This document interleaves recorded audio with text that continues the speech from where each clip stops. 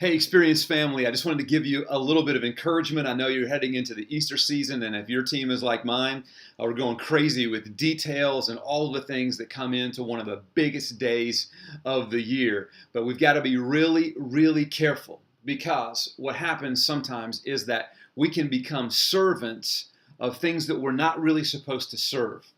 If we're not careful, we can become servants of deadlines. We can become servants of expectations. We can become servants of song selection, servants of transitions and PCO and rehearsals.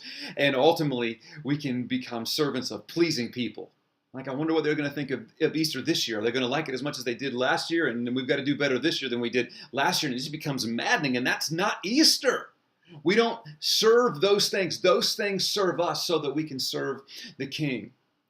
In Psalm chapter 40 and verse 6, one of my favorite verses, it says this: "Sacrifice and offering you did not desire, but my ears you have opened."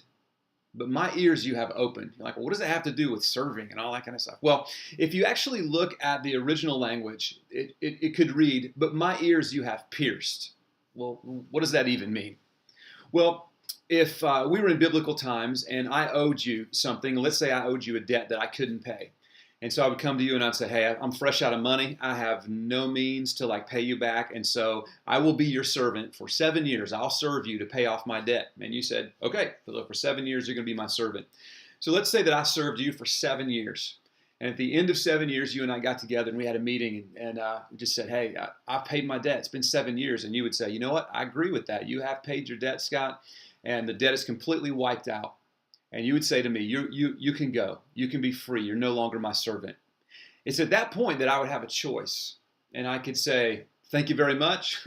Later, been good working for you. I'm out. And I'm going to start a life over here and do my thing. My debt is paid. Or I could say to you, you know what? You've been a good person to serve. You've been a good master. You've provided me well. You've offered me comfort. You've offered me a lot of compassion. And I would like to serve you for the rest of my life, not out of obligation and not out of guilt, but out of a desire to do so because you're a good master. I want to serve you for the rest of my life.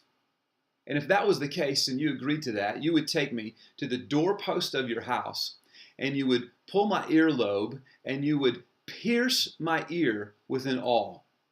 You would pierce my ear. And that piercing would be a sign that I am serving you forever. So when the psalmist says, but my ear you have pierced, what he's saying is you above anything else are the one that I'm willingly serving. So here's what I want to say to you on Easter. Don't let your ear be pierced by anything except the risen Savior. Don't let it be pierced by rehearsals. Do not let it be pierced by people's expectations. Don't let it be pierced by a board of elders or even your bosses, even though I know that you need to please them, because ultimately they are not the ones that you serve.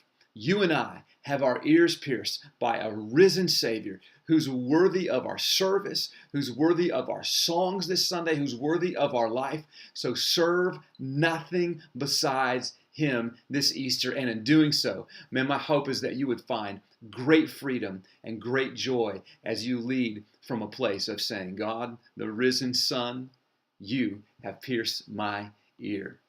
Love you guys. Have a phenomenal Easter. Look forward to seeing you soon.